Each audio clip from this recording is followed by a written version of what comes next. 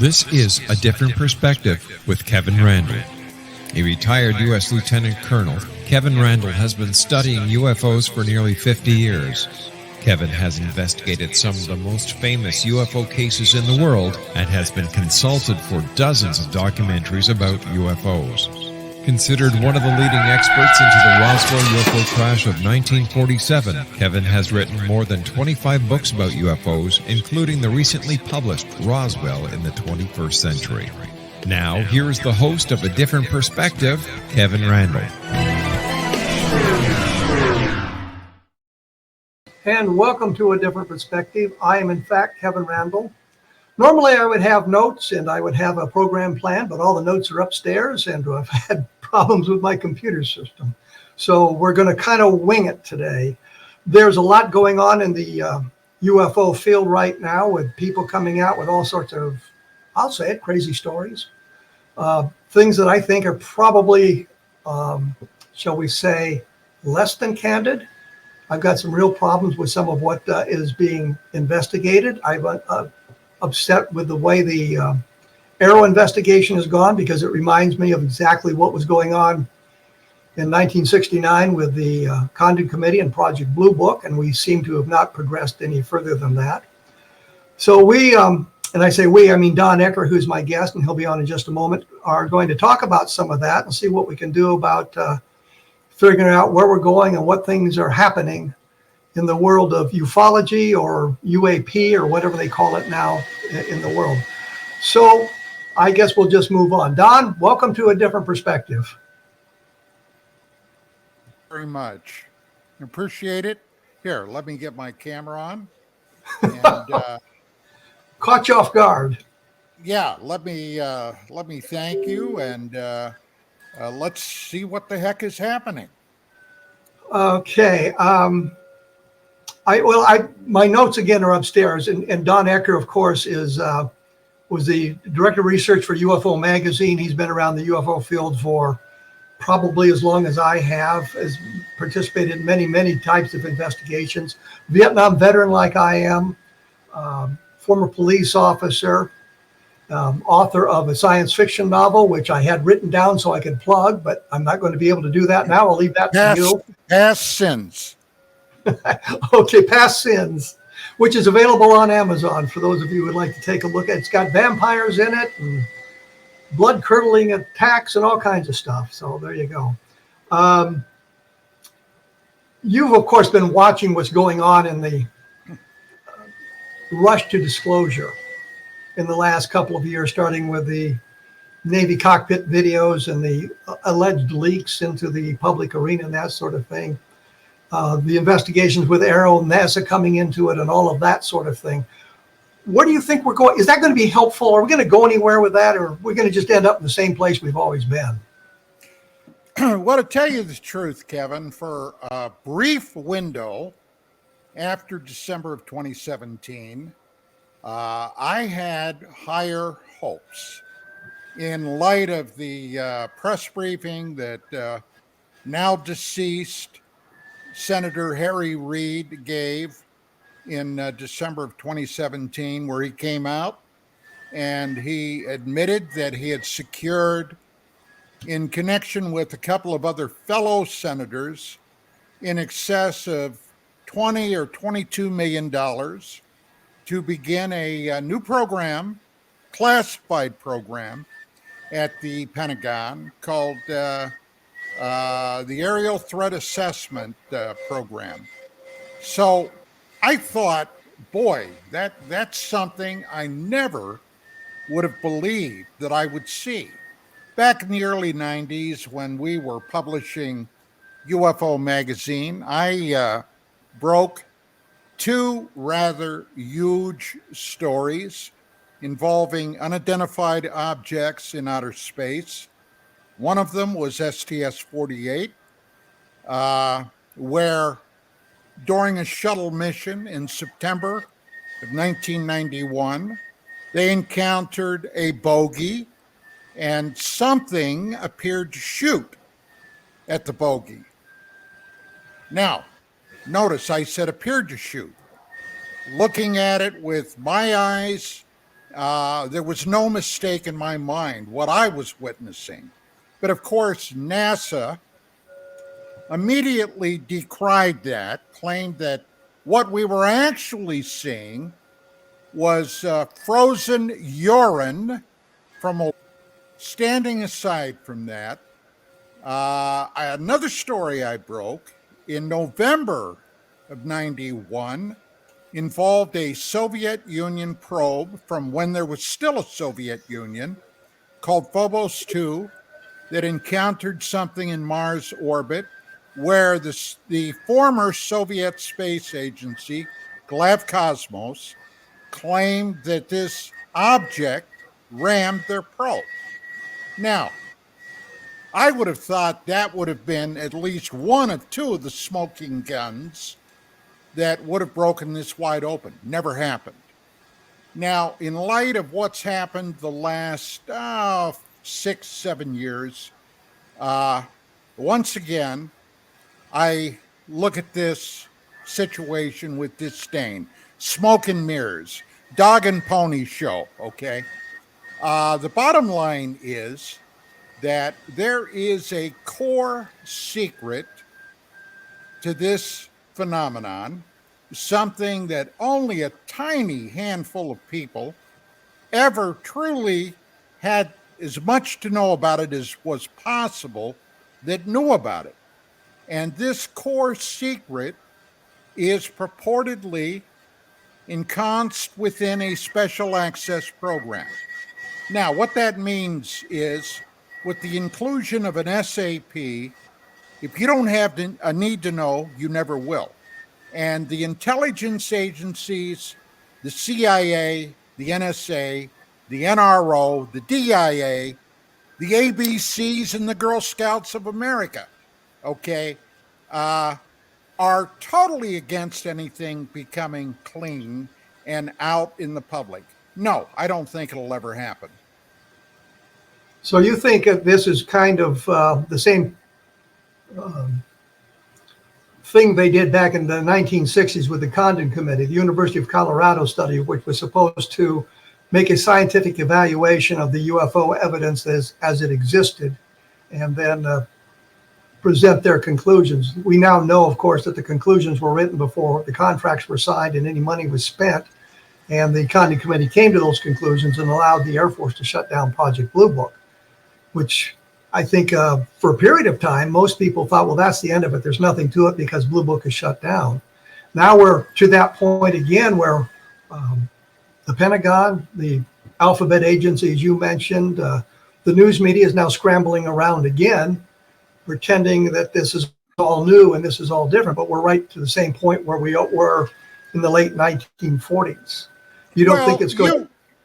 You know from having been in Southeast Asia what a dog and pony show is, right? You know. Yeah, absolutely. And I know what a dog and pony show is, and that's what this is developed into. There is absolutely something that they will go to the grave. Sheridan Cavitt, for God's sake, okay? A guy that you dealt with Roswell. Did that guy ever crack? Okay, no, he didn't. He was a damned liar to the day he died. Jesse Marcel, on the other hand, came forward. Let me just explain one thing here, Don, so the audience understands. Yes, Sheridan Cavitt lied. We know he lied. He lied to us repeatedly about that. We can show it, but he was counterintelligence, and I think their training was such that no matter what we had, we could bring the body to him and show it to him, and he said, "I've never seen that before." He would deny everything. So, to be fair to Cavitt, he was living up to the oaths he had taken and the his feeling of what he needed to do. So, yeah, he lied. I understand that, Kevin. Well, you understand it, but I want to make sure the audience does. Sure. You were going on with the liars then. Well, yeah, but look, when I was in the military, when I was in Southeast Asia, I was involved with intelligence operations, okay? That's basically what my what my unit did. We did not work for the Department of the Army. We worked for the National Security Agency. All right. And the official line was my unit never even went to Vietnam, okay, which was pure hogwash. But sure, that was playing to the audience out there in the field. But the bottom line is, I understand Cabot. I understand that he held true to his oath to the very end.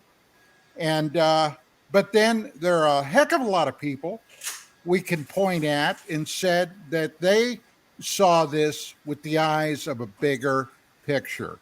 Jesse Marcel was one, and many, many more after that. The Roswell case especially. Look, on the 50th anniversary of the Roswell event, all right, I was on a number of NBC nightly news programs. They approached me at UFO Magazine. And one of the programs I was on was the nightly news with NBC.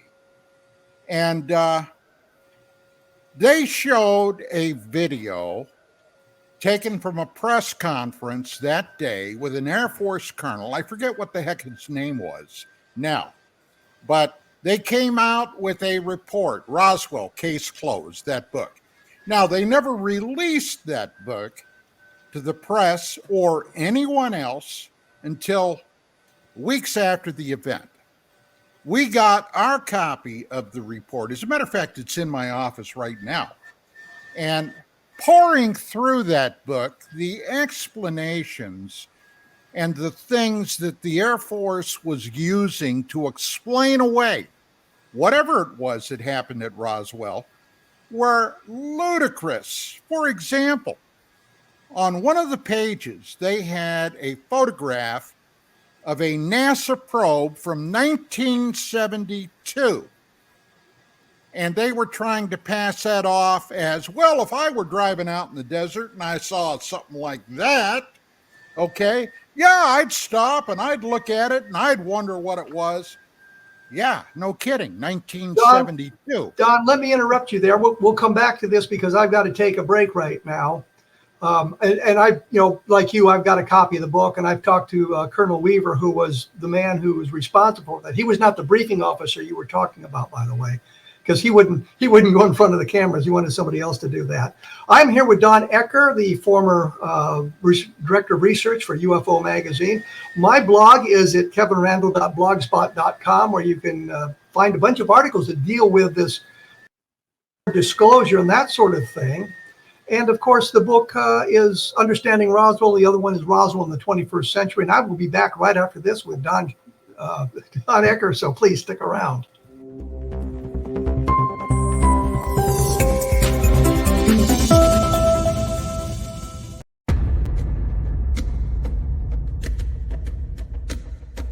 Are you ready for a tale that will leave you on the edge of your seat? Get ready to dive into the gripping memoir by Bart Sibrel titled Moon Man. Bart Sibrel takes you on a heart-pounding journey, unmasking the truth behind America's famous Apollo missions. Prepare yourself for hair-raising encounters with agents from the U.S. government's top secret agencies. In Moonman, Sibrel fearlessly reveals his real-life espionage adventures, shining a light on one of the CIA's best-kept secrets. Brace yourself for shocking revelations, including Sibrel's discovery of privately recorded audio exposing an Apollo astronaut's chilling plot, a plot orchestrated by the CIA. That's right. As Sibrel unveils this groundbreaking evidence, it becomes clear that there is much more to the Apollo missions than meets the eye. Could it be that we've been deceived all along? Moonman is a gripping page-turner that challenges everything you thought you knew. It's a mind-bending journey into the unknown, where the line between truth and fiction becomes blurred. Don't miss this opportunity to uncover the secrets hidden for decades. Let your curiosity guide you as you join Bart Sibrel on his quest to find the truth. Moonman, available now at Sibrel.com. That's Sibrel.com. Prepare to have your beliefs shaken to the very core.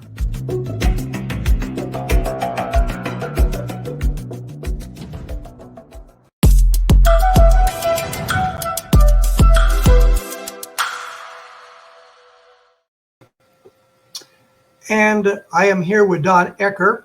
Don, before I bring you back up on this, I did want to mention one thing. One of the things I've been doing is I write action adventure books as well as science fiction and other things. And I had done a series back in the late 1980s, early 1990s called Vietnam Ground Zero. There's 32 or 33 books in that series. A new one has just been published, and you can go on to Amazon, find it. It's not in Kevin Randle, it's Eric Helm. It's called Pioneer Post. And what is interesting about it is it's based on an event in Vietnam that I actually took place in, that I was there for. My role was very minor, but it was kind of an interesting thing. So it might be something that people would like to take a look at. And I thought I'd use this moment to plug the book for no reason whatsoever. Anyway, Don Ecker is here. We were talking about the, I guess, the deceit we find in the big Air Force report, Roswell. It's not case closed. It's a fact versus fiction in the New Mexican desert. It was in response to, I guess, Senator Schiff from New Mexico wanting to get additional information about the Roswell case, and it was all an outgrowth of that. But it's a document that's very valuable to us as UFO researchers, because Don, you were pointing out one of the problems. One of the things that is important in that is we have a complete listing of all the Project Mogul flights. We know where they were, how they were constructed, and what happened to them. So we can refute the idea that it was a Project Mogul balloon. But Don, you were talking about some other things that you found in that report that were also less than true.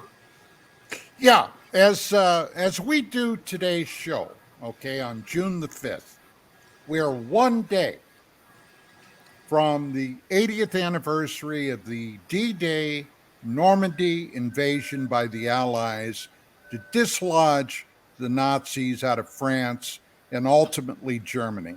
One day, tomorrow, 80th anniversary. Now, my old man, my father, was in the third wave that went into Utah Beach, okay? Later on, in December, he was up in Brussels, and what the heck he was doing up there, I'm not sure. But when the Nazis launched their operation, I think it was called Watching the Rhine or something like that, on the 16th of December, he was hustled down to the Battle of Bastogne. Now, I can just imagine if I would have suggested to him that his memory was all faulty and they actually were fighting in the summertime. Now, why do I even say something as crazy as that? Well, the Air Force said something as crazy as that in their Roswell case closed. These witnesses that came forward claiming they saw bodies from this object that impacted the Earth, no, they were all wrong. It actually were anthropomorphic dummies that the Air Force was dropping in 53, 54, okay? Now, I can imagine if I went to my father when he was still with us and I said, you know what, Pop? You're all wet. That didn't really happen. I got the Air Force report right here. He'd have booted me right out through the front door. Okay. So this is the kind of crap. Look, they depend upon, and unfortunately today it's true, the ignorance of so many people and so many people willing to take the government line, no matter how ridiculous. Now, you mentioned the Condon Committee report, okay? Now, I can remember I was on my way to college when all this was happening. I can remember that pretty vividly because I was very interested in what was going to shake out of that. Because I had had an extraordinary sighting of the phenomenon, whatever it is, in 1966. So yeah, I had a great interest in it. Now, later on, as I did a lot of research, when I became the director of research for UFO Magazine, I went back and I scoured historical files from that period. And I saw something that was very interesting.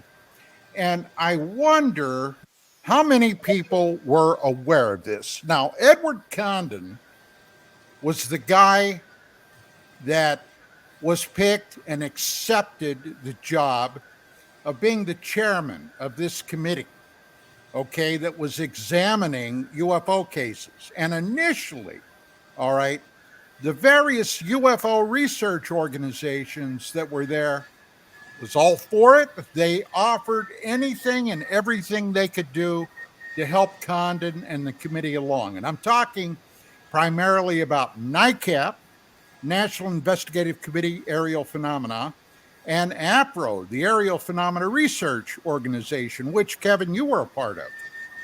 Now, then something happened. And when I discovered this, I said, oh boy, the fox really got in to the hen house.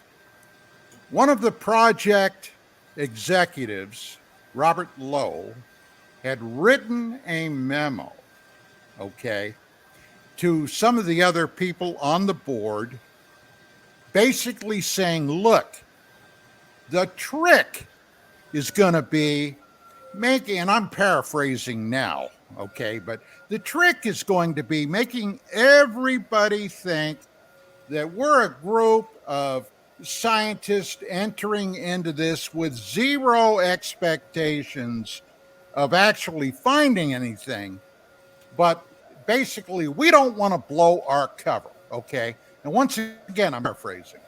Well, when that became public back in, I think it was like 67, 68, the whole thing blew up.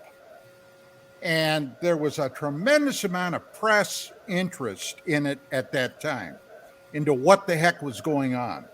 But Condon, who was the epitome of a con man, okay, never did 1 minute's worth of, I'm talking about himself, 1 minute's research into what actually was going on. In one example, okay, the people that Condon zeroed in on were the contactees. They were his favorite buffoons and clowns. And in one case, Condon had one of these contactees tell him that at a certain place, at such and such a time, the ETs, the aliens, were going to come down in a flying saucer and land. So what did Condon do? He went out, he grabbed himself a high school marching band, took them out to this place, ready to play when the aliens landed. He regarded the whole thing as a joke.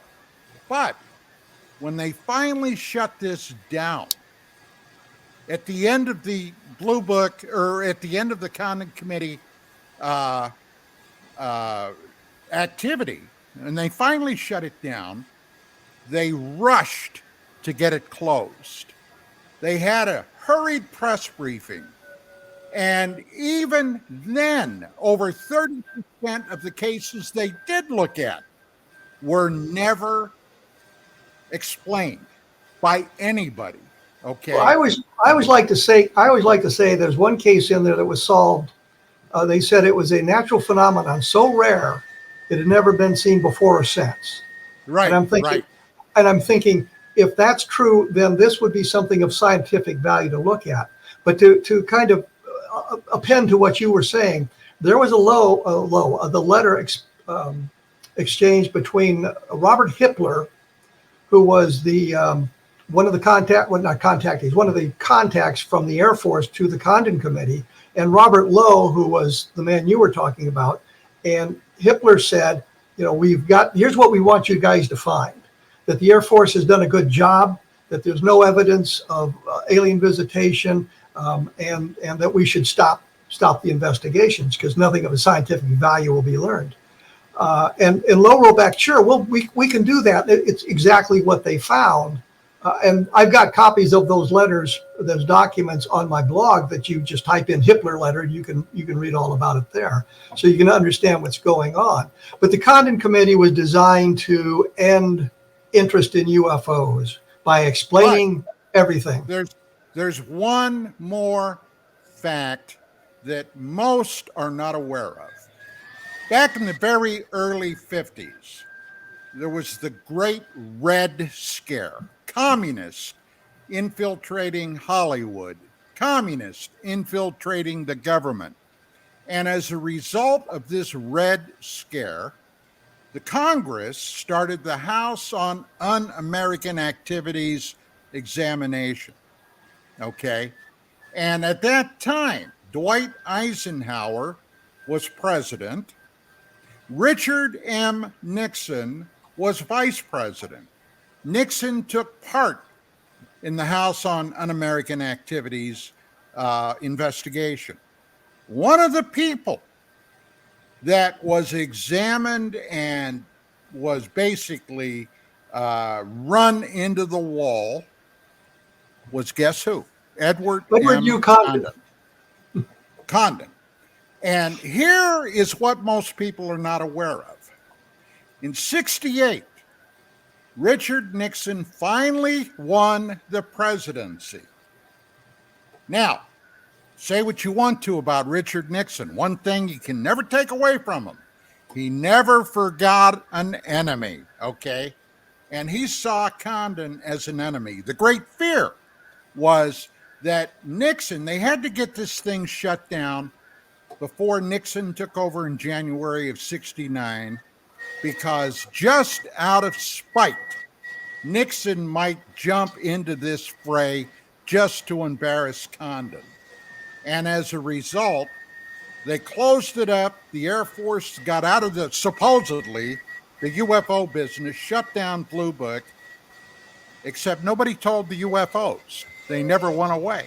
As a matter of fact, if anything, they got even more visible in the sky. So anyway, Kevin, I wanted to mention that. Well, let me get ready here because we're going to have to take a break in just a minute or so. One thing I wanted to point out, and it's up on my blog at the very top of the blog, there was a sighting in Baltimore, Maryland, that if you go through the sighting, they've got the date wrong, they've got the witnesses wrong, they've got all the facts wrong. They said it was a hoax, and yet the evidence turns against it. It's from, I think it's labeled as March 25th, 1952. The actual sighting took place on March 14th, 1952. They label it, part of it is April 19th. So it's a case that's very interesting. And for those of you, take a look at it. It's at the top of the blog. It's the Baltimore UFO sighting from that time. It is just a good example of the Air Force not really doing the job they're supposed to do and not carrying it out to the end. We're going to come back here, and I think we're going to move a little bit into current events now with what's going on with disclosure and all the alleged investigations, I should say, going on around UFOs and how all of that is shaking out. Once again, my blog is at kevinrandle.blogspot.com. You can take a look at that stuff there and take a look at Roswell in the 21st Century, which is the book that explains an awful lot of what Don has been talking about as well. We will be back right after this.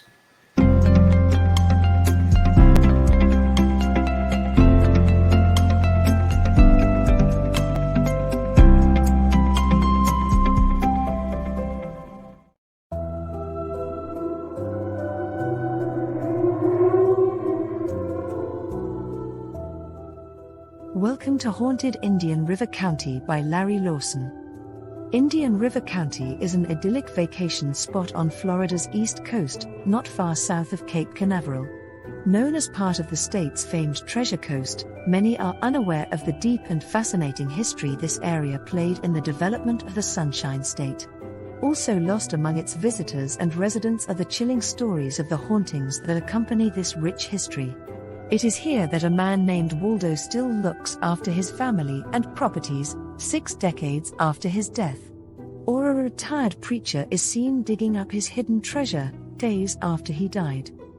Larry Lawson spent more than 40 years in the law enforcement and criminal justice education profession. He holds a Bachelor of Science degree from Nova Southeastern University and a master's degree in public administration from Troy State University. He serves on the board of directors of the Indian River County Historical Society, is the director of the Florida Bureau of Paranormal Investigation, and is the owner of Indian River Hauntings, LLC, where he provides historical and paranormal tours and events. He has been actively researching the history and paranormal legends of the Treasure Coast of Florida since 2010. Larry is currently the host of Paranormal Stakeout radio TV show on the Exozone Broadcast Network and the past host of Encounters with the Other Side on WPSL Radio in Fort Pierce, Florida. Pre-order your copy of Haunted Indian River County by Larry Lawson on Amazon.com today.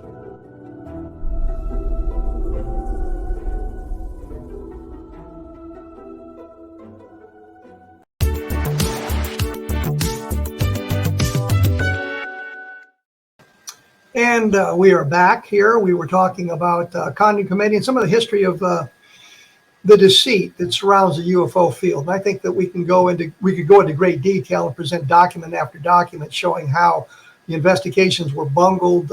They were just shuffled aside. The Air Force and the skeptics are proud of saying, well, they investigated UFOs under Project Blue Book, and they only were unable to explain 701 of them. And you can probably write that off as not having enough information to get to the bottom of it had they had better data. But in a survey I took of the Project Blue Book files, I found between 4,000 and 5,000 were listed as insufficient data for a scientific analysis, which means there's no explanation for it.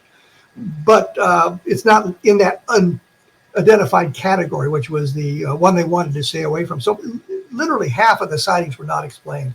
That's in the past. And I think it's important to understand the past to understand what's going on now. Now, Sean Kirkpatrick, who was the head of Arrow for a period of time, issued a report a few weeks ago, I believe, 64 pages of what his findings were. I'm sure you've taken a look at that report, Don. Yes. What were your conclusions from that? You want me to take the roundabout tour or the short and sweet one? I think short and sweet would be very nice. He's a damned liar. Or is he just ill-informed and worked very hard to be ill-informed? That's possible too. But Kevin, I don't like to beat around the bush. Look, I've been watching this same type of activity for as long as I've been professionally involved in this field. Now, hey, look. He's not the only guy that speaks. I'll play along with you. Untruths. Okay. He's not the only guy. Hey, we've had more than our share on this side of the fence speaking untruths. But you don't mean people like Frank Kaufman, do you, or Glenn Dennis? I just thought I'd throw that. Yes. Yeah. Or Calvin Carlton Korff. We'll get to him in a minute. Anyway, you were talking about him speaking untruths, Sean Kirkpatrick. Look, and his report. People like David Grouch, all right, has come forward, testified before Congress under oath, took in closet testimony, okay, behind closed doors. If this guy were knowingly speaking lies, all right, they could hang him out to dry. I mean, really hang him out to dry. Granted, although he did say that he had no firsthand information, but he did have tons of secondhand information he was given by allegedly firsthand participants. And he offered to give Congress their names behind closed doors. Now, I am sure he did. But some of the things that he did say publicly figured greatly into a paper I wrote a few months ago. You read it. As a matter of fact, you had it on your blog. Disclosure, a dangle too far. This was a paper I was driven to write, where I came to the conclusion about the UFO UAP topic having a core secret that nobody, at least officially, is aware of. And this core secret is surrounded by a special access program designator, which means if you're not on the bigot list, if you're not in the book, you don't get to see anything, okay? Now, purportedly, that even happened to a former director of the DIA, okay, who had been convinced by a number of people, one of them being Edgar Mitchell, the sixth American astronaut to walk on the moon, Dr. Edgar Mitchell, to see what he could shake out within the inner corridors of the Pentagon. And according to notes discovered in Edgar Mitchell's effects after he died, he found a paper that had been written down by a physicist who had interviewed this admiral. By the way, the admiral's name is Thomas Wilson. And basically, according to the notes that this guy got from Wilson, was sitting in the parking lot in a parked car at EG&G in Las Vegas. And if you know anything about a guy named Bob Lazar, you'll have heard EG&G before. But Wilson allegedly told this guy that he contacted a aerospace corporation out here on the West Coast, and they refused to talk to him over an unsecured telephone line. They said, if you want to talk to us, you've got to come out here. So Wilson allegedly flew out, was taken to a secure vault where he began asking these people questions. The security administrator pulled out his copy of the bigot list. That's a list of names with people with a need to know or access to certain secret programs. Went through it, didn't find Wilson's name, and in effect said, sorry, Admiral, we can't help you. You're not in here. Have a nice trip home. Well, purportedly, Wilson left enraged, flew back to D.C., was allegedly going to raise some holy hell, and somebody with a cooler head pulled him aside and reminded the admiral, well, you know, you're going to be retiring soon. I'll bet you'd like another star on your collar before you leave. And I'm sure you're looking forward to your pension. And if you do this, all of that is at risk. Well, Wilson calmed down. And now he denies it. He denies any of it. Now, why would he deny it? Well, very, very, very briefly, because Wilson has knowledge of a special access program.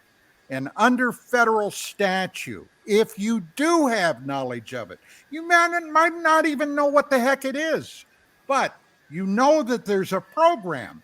It's a felony for him to even mention that. So he would have no choice but to lie. Okay. Now that's something hard for a lot of civilians to understand, but that's the real world, and that's how it works. Well, I would say in defense of David Grush that he's reporting information he believes to be true. Yes. As you mentioned, he had no firsthand knowledge. It was secondhand sources.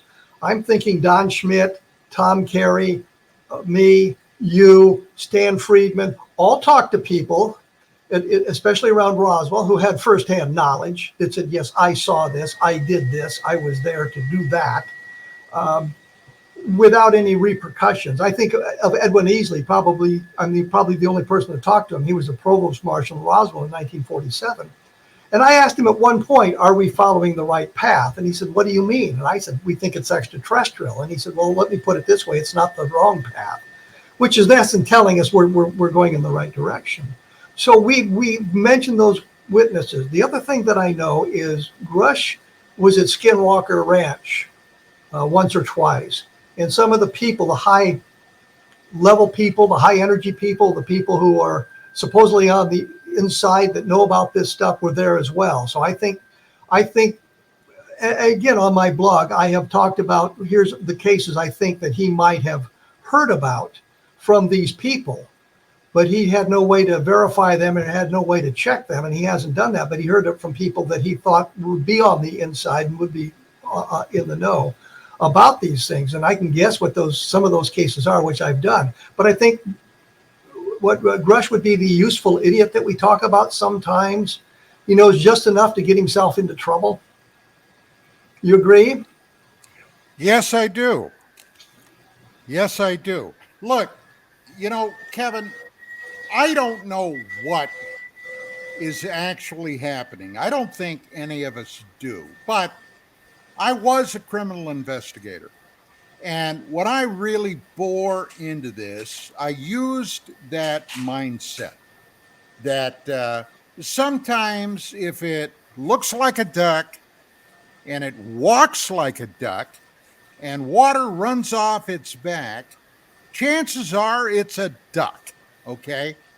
Now, with this core secret and this SAP surrounding it, I wrote a paper about what one aspect I believe is behind this. And another one, the other aspect, and I'll mention it, but I'm thinking about doing a paper on that also. So when I started writing this, the whole disclosure thing, I saw the ins, the outs, I saw the tantalizing tidbits, and I saw others trying to pull back. And I thought to myself, well, let me go back and watch David Grush again. He said a few things that really fascinated me. And one of the things he said, and this is where I put my detective hat on, he said, well, I've been told we have at least a dozen, possibly more, off-world vehicles that crashed. Now, Kevin, our technology today is pretty damn far from what we had in World War II. And think about World War II. In World War II, when the Japanese attacked us at Pearl Harbor in 1941, the United States Army still had actual horse cavalry troops, boots and saddles.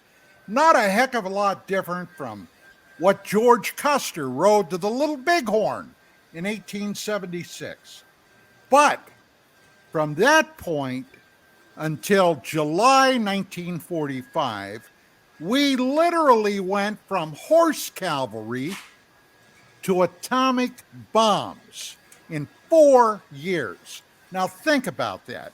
And we defeated in those 4 years, of course, with a lot of help from the Brits, the Russians, you name it, 2 major fascist governments and their militaries, Germany and Japan. Now, here we are 80 years later. Don, you're going to have to hold that thought. I got to do a break here. We'll come back to that when we come back.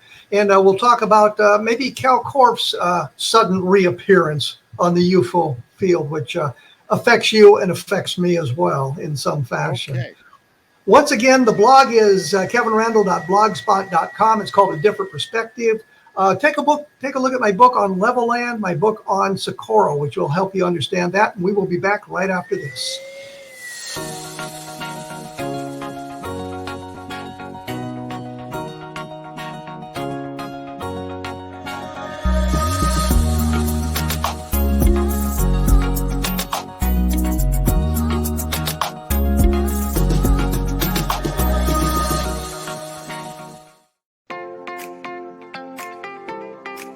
Are you interested in evolving with the times and becoming all you can be?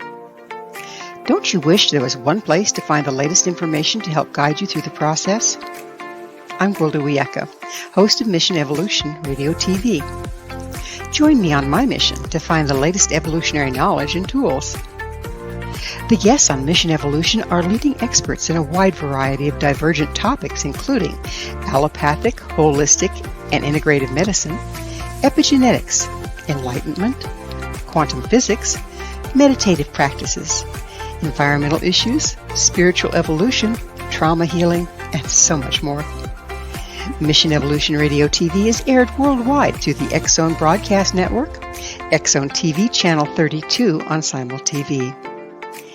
You can enjoy our archives of radio or TV shows with our compliments at www.missionevolution.org. Come see the amazing lineup of guests and topics.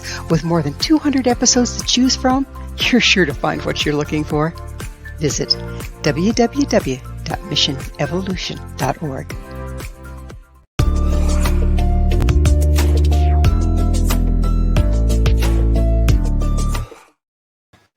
And we are back with Don Ecker. I keep wanting to say Don Schmidt. Of course, there's Don Burlinson and several other Dons involved in this UFO conversation. Tax sergeant on that, and that'll keep us separated. Yeah. Well, you were talking about the amazing scientific advancements made from the beginning of the Second World War to the end of the Second World War, and where we are now having this conversation, you at your home, me at my home, the studio, and still another place, right. Which is amazing technology. We can bring all that together. And what I was getting at, okay, is during Grush's testimony, he mentioned that from what he was told by people that know, we have in our possession a dozen or more off-world vehicles. Now, Kevin, I'm thinking about this. If any of those alleged vehicles came from another star system, imagine the technology that is behind that, okay? That's number one. Does it make sense that if they came here from another star system, that suddenly they would crash? No, it never made sense to me. Okay, maybe one, possibly two, but a dozen or more? What did make sense to me? And I think it would make sense to you. In Vietnam, okay, during the war, we lost literally thousands of aircraft of all types, everything from bombers to helicopters, fighter jets, you name it. They were shot down. And suddenly, the story I broke in 1992 from an event that happened in 1991, STS-48, made sense to me. And I was aware, well, as the director of research at UFO Magazine, as you can imagine, we saw a lot of stuff that never made it into the magazine. There was sometimes literally just too much. And I had an investigator originally from the Soviet Union, when there was still a Soviet Union, by the name of Paul Stonehill. And Paul was one of our correspondents that wrote frequently for UFO Magazine. One day he called me up. He lives out here in the Southern California area. He called me up. He had been talking to a investigator, a scientist, by the way, in the former Soviet Union, now the Russian CIS.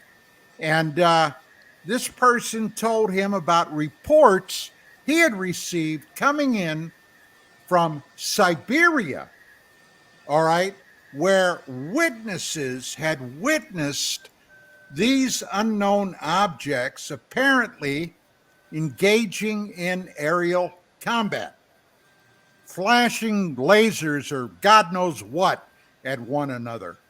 And these people were by necessity freaked out.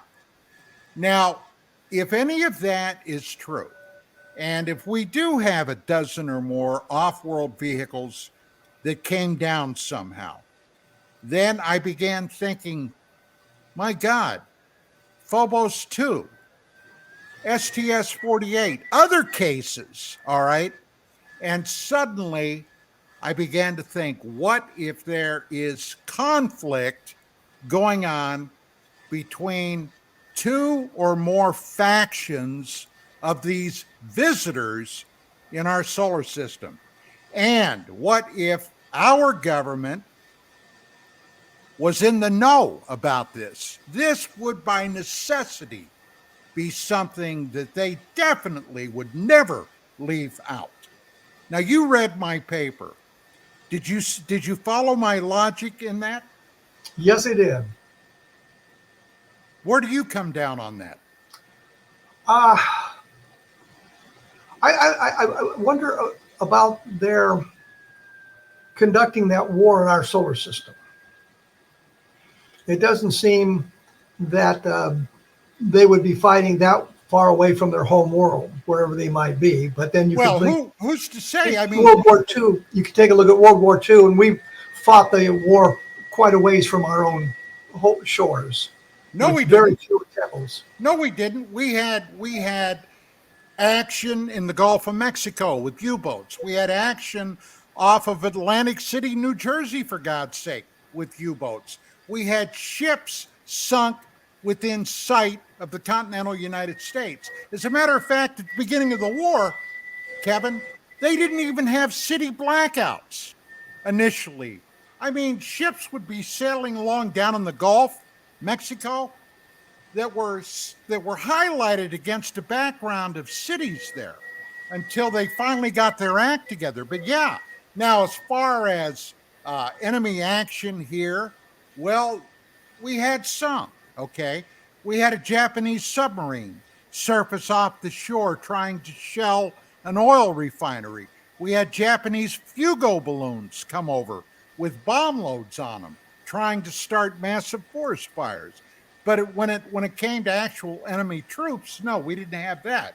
But we sure had a lot of other stuff. Well, but it's all around one planet. We really need to move on here because I think I wanted to get to this latest Kal Korff nonsense. I'm not sure how familiar you are with it. He was about to sue you again for calling him names. Look, that was from years ago. I had been invited, okay, on a guy's radio show to talk about, of course, the UFO topic. And somewhere during the course of that show, he was taking questions from the audience. They were writing them and sending them in. And one question came from a guy I immediately recognized, Art Levine, okay, who I know is an associate of Korff. And he wanted to know my take on Corey Good. Okay. Now, I gave my take on Corey Good, like I told you earlier, short and sweet. All right. Now, let me interrupt. Don, let me interrupt just a minute. Corey Good was this guy who claimed, I believe it's this guy, who claimed that he was abducted as a teenager out of his bed, fought a war on Mars for 20 years. Child. He was 5 years old. Okay. And then after the 20 years of service, he ended up back in his bed 15 minutes later at his original age. So time travel, all kinds of things going on there. Oh, yeah. So anyway, so this host got another question in that he never put on screen, and it was from Kal Korff. Now, this guy, this radio host, didn't have a clue who Kal Korff was. And I gave him at the end of the show, after we were off the air, a short primer on this guy. And I don't know if he believed me or not, but I said, hey, it's easy enough to look up. So anyway, I screen captured. He sent me this thing. I screen captured it. And it's going back to 2008, 9, 10, when Korff was going around in his make-believe soldier suit where he was a captain and then promoted all the way up to colonel in the Israeli-founded Special Secret Services. The huh? What? The who? And it was an organization that he put in his own little mind, all right? And nobody, obviously, I mean, you looked, nobody could find any mention of this anywhere. And the guy is a fantasist. He's, in my humble opinion, now look, I'm not a psychiatrist. I'm not a psychoanalyst. I never even played one on TV. But when I was a cop, occasionally I would have to play one on the street. And my amateurish readout of this guy is he's mentally ill. He's insane. Okay. He's bouncing off of walls. And I don't want to go into the whole thing, but I did 2 radio shows on this guy. And as a matter of fact, you were interviewed on both of them because you were somebody this guy was gunning for too. And I got to say, I really humiliated the hell out of him. Then this guy impersonates a lawyer sending me legal threats via email, okay, from an anonymous server with this lawyer's name on it and his address and his phone number. And when I saw that, I said, oh boy. So I called this guy up, all right? And I left a message on his answering machine. Within an hour, he calls me back. And he said, I don't know what you're talking about. And I said, I'm not surprised. And then I gave him the rundown on this lunatic, all right?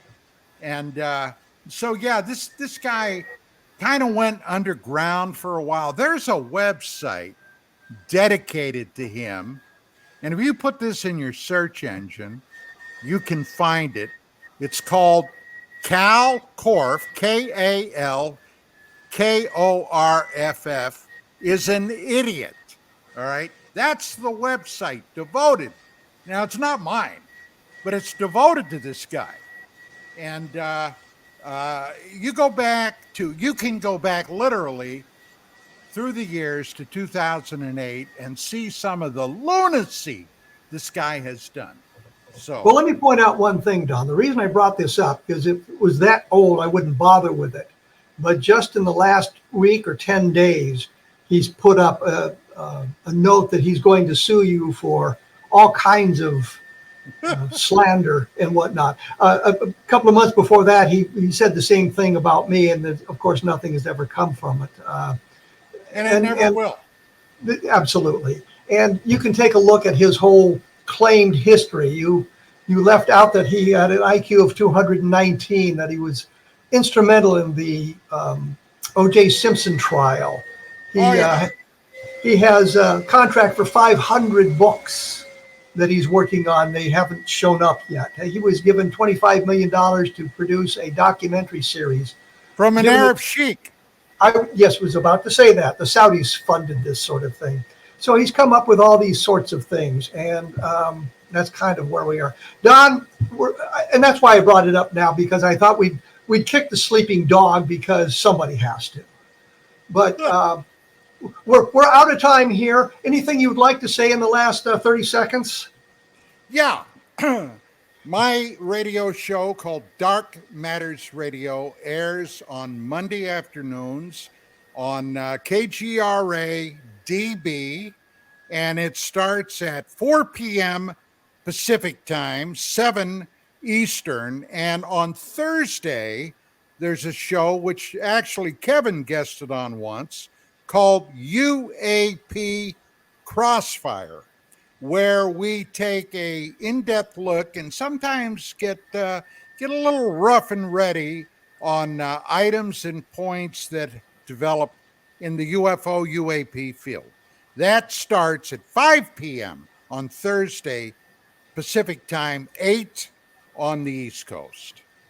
Hey, Don, thank you so much for taking time. I know this was a little bit crazy because of issues at my end with the computers and the internet and whatnot. But I thank you for taking time to showing up. We'll be in touch. Once again, I think we need to take a look at my blog, www.kevinrandle.blogspot.com. Take a look at my books on Amazon, and I will be back shortly with another program about UFOs, I suspect. So thank you for tuning in.